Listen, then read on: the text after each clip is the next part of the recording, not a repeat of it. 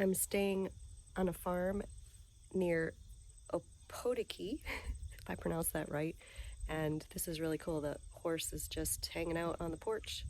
Just not an average thing a New Yorker gets to see, so it's pretty fascinating. Hi, horsies. Oh, nice to see you right at the house.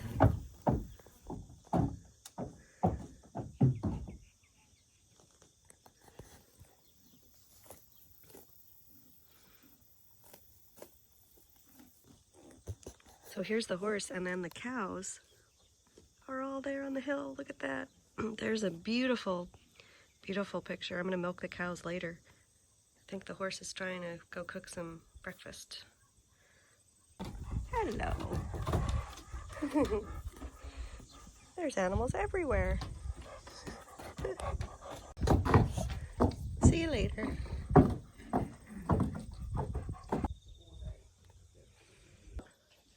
Oh, we have a baby horse on the porch.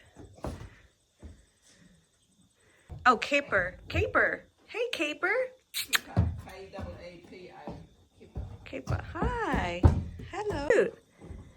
Wow. Hello. And now we have a baby horse. Hi. Hello. Just be careful. Oh, I think I wasn't recording. Let's try that again. So I'm on the porch with this horse because it's a porch horse. Yeah. And do you have anything to say to my listening audience? I don't know, about life or, I don't know, any words on this crazy COVID situation or life in New Zealand? Yeah, I think he's saying just stay chill. Yeah, it'll all work out, right? Yeah. Words of wisdom from my friend the horse. Do you have some words of wisdom for us? The cows are migrating. Milking time is coming up soon. I'm so excited. It's a long migration. It's kind of like a migration in Africa, which I was supposed to be in Africa last year, probably seeing a migration, and now I'm seeing it here in New Zealand. So, you know, life is like that, giving you the gift that you thought you might have missed. Thanks, life. Time to milk the cows. So I'm all suited up, ready to go photograph them and milk them. We've got dog help. Where are you? Hi, there's the other dog. Hello. Here come the cows. Hopefully I don't spook them.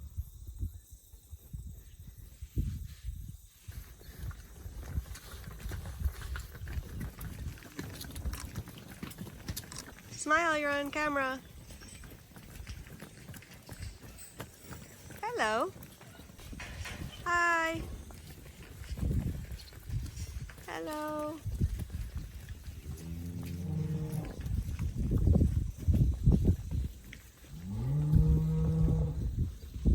Hello. Oh, what kind of cow are you? Hello. This is obviously my dream location, and I'm here on Valentine's Day. So thank you all for being my Valentine. Hi. Nice to meet you guys. And girls, actually, I should say, because you're all girls, I think. You're being milked, logically. Hello. All right, girls. Looks like the milking has begun. Cool.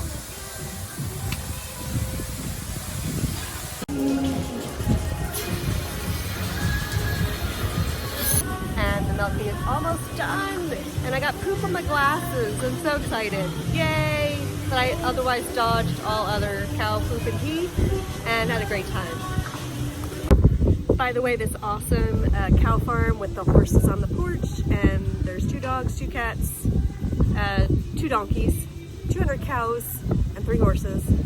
And all of this is actually an Airbnb in Opotiki. Again, it looks like Opotiki, but it's Opotiki, I think. Anyway, so fabulous time here. And by the way, if you come here, you should stay at this Airbnb. Oops, let me get out of your way.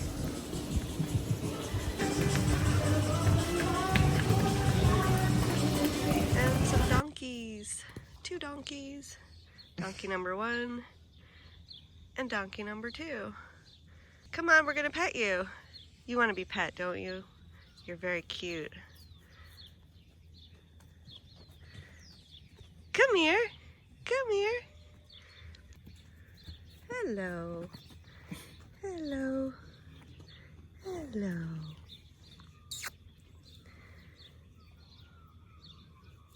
No, it's not for eating. Not for eating.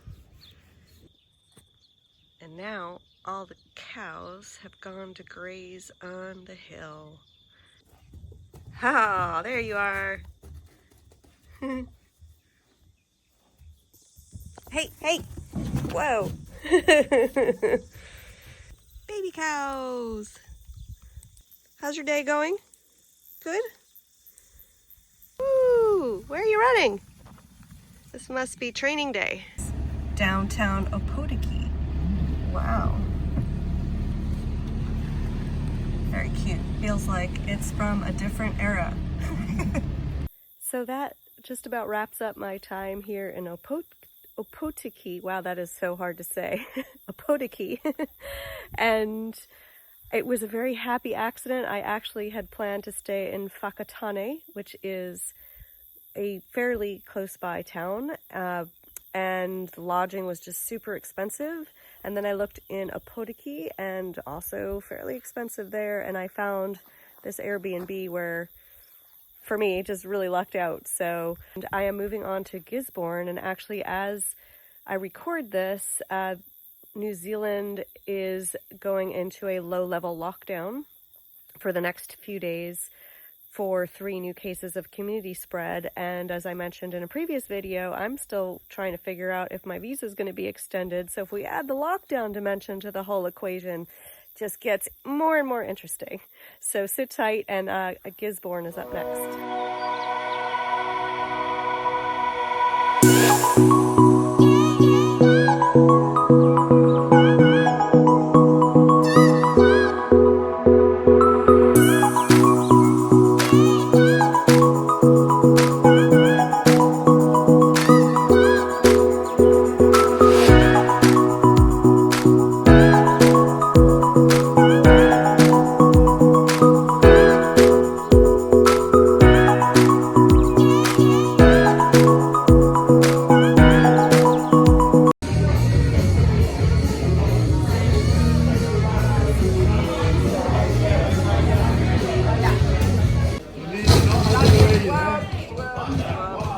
We're gonna hear nothing but Daryl and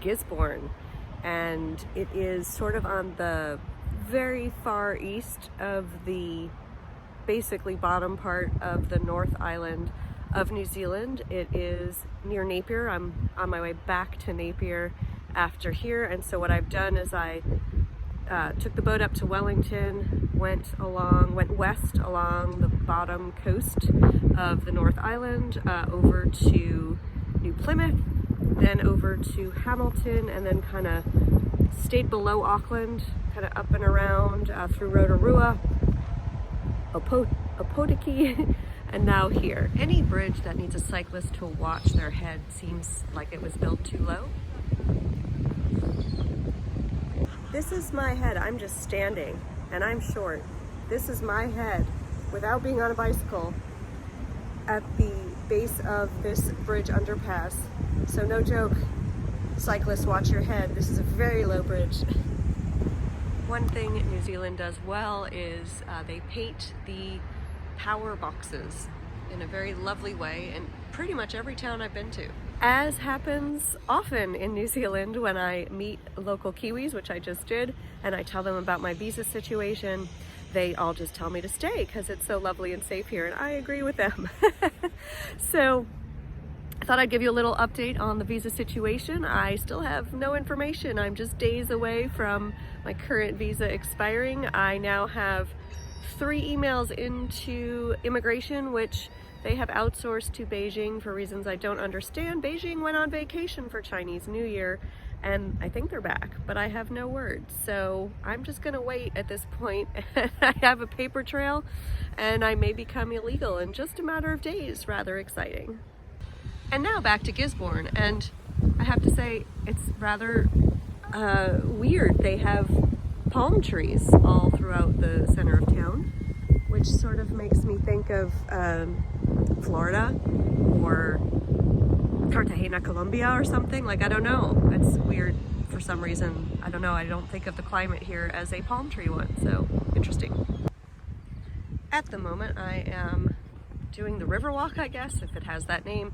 I am just walking alongside the river, and it's quite lovely. This is where I've met a few people. There are people out walking their dogs, just enjoying the lovely view and the lovely nature. I just walked across a bridge, and now I'm in a residential neighborhood. Very pretty. There is a local museum here. I walked through the residential area over to this bridge where I started, and over there is a theater, a statue, and a lovely view of the river again on this side. Here's another of those painted power boxes. And I thought today was going to be a nice day, but now I am not so sure. This is one of the main streets in Gisborne. This is called Read Me a Story, Granddad. And it looks like somebody has put a newspaper in there for them to read, or a phone book. Again, lots of palm trees here in the center. In addition to palm trees, there's some lovely floral arrangements around the town, and a lot of historic signboards letting you know what was restored, renovated, changed, and kept over the years. Some lovely street art. You can see that many of the buildings have this clearly historic feel and were probably renovated from the original, keeping that design from another era. Here's another of those electrical buildings or supply closets that's been beautifully painted. Here is the port of Gisborne, and I'm still sad to see all of these logs. A lot of huge logging industry here. And I think I've mentioned before, the logs are shipped off to China, who go and pummel them, process them, make them into other things, and then sell them back. Here's the harbor of Gisborne. And some birds.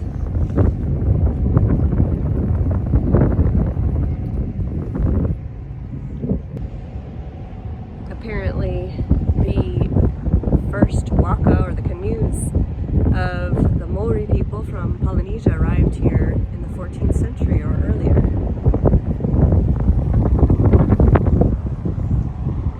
This is Captain Cook, and I learned some controversial information. Apparently, he and his crew landed here in Gisborne in like 1769, and they met some of the local Maori, and I guess Cook's men misunderstood the signs and the customs, and so they ended up murdering a Maori farmer. Not good. Always bothers me how, you know, you see these people that supposedly discovered the country, but there were other people here before them, and there was little effort to try and understand the local customs. Maybe not always, but much of the time. I will admit it is intriguing to think about how far Captain Cook sailed around the world. This statue apparently commemorates the man on Captain Cook's ship who first spotted land, which was New Zealand.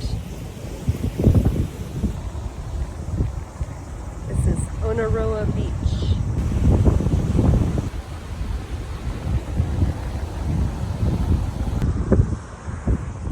Another fun mural.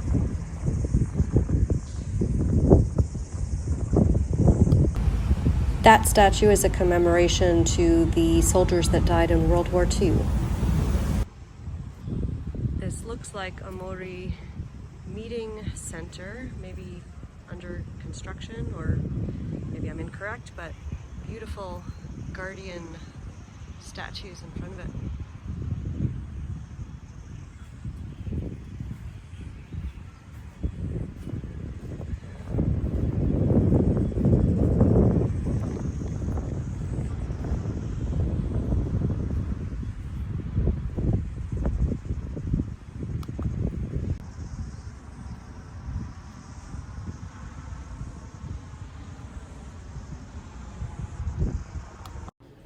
This is inside the museum I showed you earlier, and what intrigued me with this picture is that it is about all the families separated because of COVID around the world.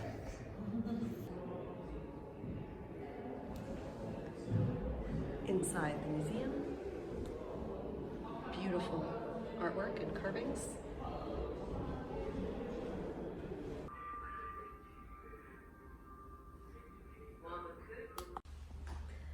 This is cool. I'm now in the museum that I saw when I stood over there earlier today.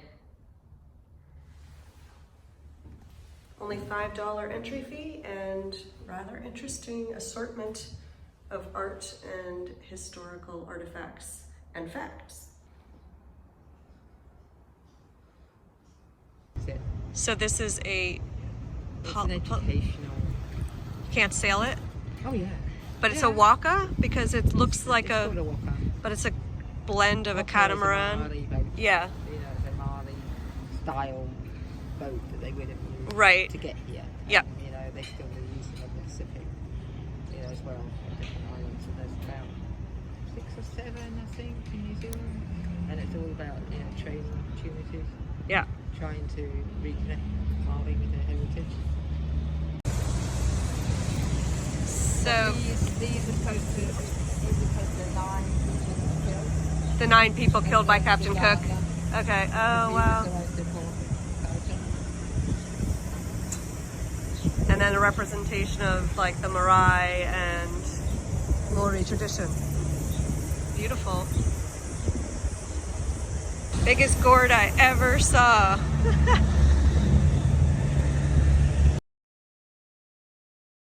Love the way you get shadows as well happening behind. Who is the person? The gardener. I can never remember his name. Oh. So it commemorates the gardener that was murdered. Wow.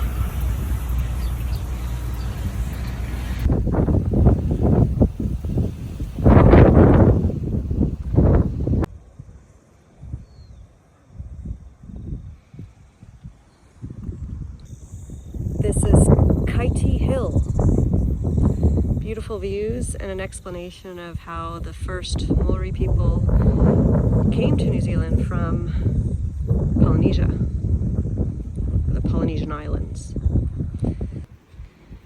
So here is an explanation of the journey. There's a map showing the path they took, and then an explanation of getting here. It's really interesting how they used the mammal life, the sea life, and then the birds to determine the path here and know that they were heading in this specific direction with that instead of stars. Quite interesting. And again, more and more things I'm seeing here lead me to believe that the Disney film Moana was definitely made about New Zealand, although apparently there's some debate. But anyway, I'm going with the New Zealand theory on that.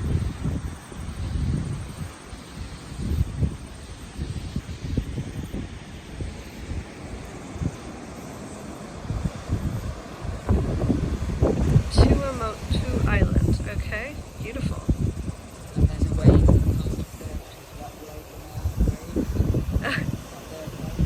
So to come to this island specifically To surf ride the that? wave. Oh wow. I saw in the museum that they have more rescue boats now because of the waves and people coming to surf them. Hey, Mr. Cow, moo! Or Mr. Bull. This is the eyesight in Gisborne, and you'll notice the stained glass of the sun. They say that Gisborne is the first place in the world to get the morning sunlight, although technically I read online it's actually an island, but hey, first place in New Zealand to get the morning sun. That concludes my visits to Opotiki and Gisborne. Two great towns. I'd say Opotiki, unless you wanted that farm experience and that wonderful serenity, probably you're more likely to visit the town of Whakatane, which is maybe 20 or 30 minutes drive away. You'd probably stay there. It's a larger town, and then come over and check out Opotiki during the day. And Gisborne's fun. The Airbnb, I am highly recommend it. I will post it in the description notes for the show. And that pub that we went to sing was super fun, and that Smash pub has events during the week.